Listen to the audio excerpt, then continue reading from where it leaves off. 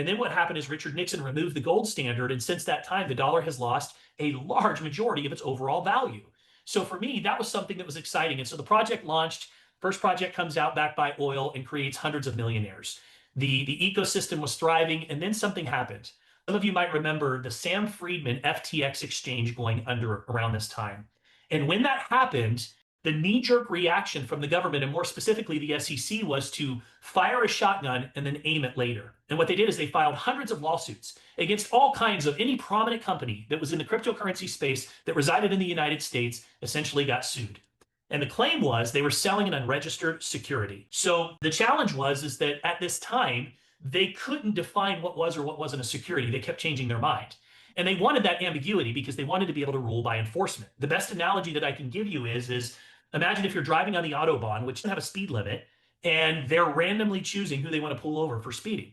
And so that's essentially what happened. And so, these companies got sued, and some of these companies they weren't able to make it. The SE has a very aggressive approach when they sue, and it's a multi-pronged approach. They number one, try to lock up any that you have so that you have no financial means to be able to fight. Number two, they attack you in the media. They actually have a PR firm, and they go out and they do everything they can to attack you in the media. And hopefully, they can just kind of choke the life out of you. And that's what happened. And it forced a lot of the innovation out of the United States. Now, I can tell you that some companies, they settled. We chose to fight. My partner, Billy, and I, we were the only two that were not owners of a company that were actually included in this civil lawsuit. And it was a civil lawsuit. So this is probably the only time that it didn't benefit us to be the top salespeople. Let's just put it that way. And so we were named in the lawsuit, and we decided to fight. And we actually spent the better part of a year, millions of dollars fighting the SEC.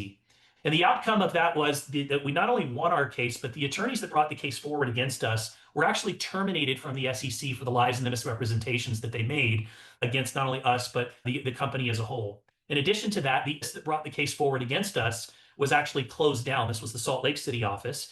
And eventually, this went on to shed light on the abuse of power that was happening at the hands of the SEC. More specifically, it led to Gary Gensler being grilled on Capitol Hill by all kinds of congressmen and congresswomen. Our case was a very public case that ultimately tweeted about by individuals like Mark Cuban. It was on the front page of Yahoo Finance and Bloomberg.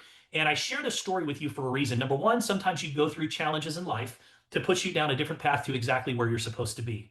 Number two, I can tell you that we learned a lot through this experience.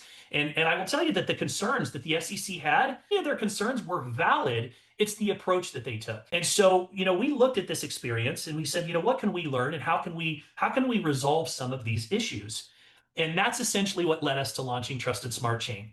I'm very excited and pleased to announce that, again, as of March 14th, on the SEC.gov front page of their website, you can go and read that they finally came to the conclusion that proof of work mining is not considered a security. Sometimes when you're first through the door, you take the bullets for the rest of the industry. But I can now tell you that there has never been a time such as this. Never. Because there's a convergence of forces that's happening that is just, it's exceptional. It's absolutely exceptional. You have an administration that is now validating cryptocurrency at the highest level. They're coming out and saying Bitcoin, Ethereum, Solana, XRP, they're putting them into the overall Federal Reserve. Do you guys realize cryptocurrency has been in the headlines no less than 12,000 times since January 1st, every single day.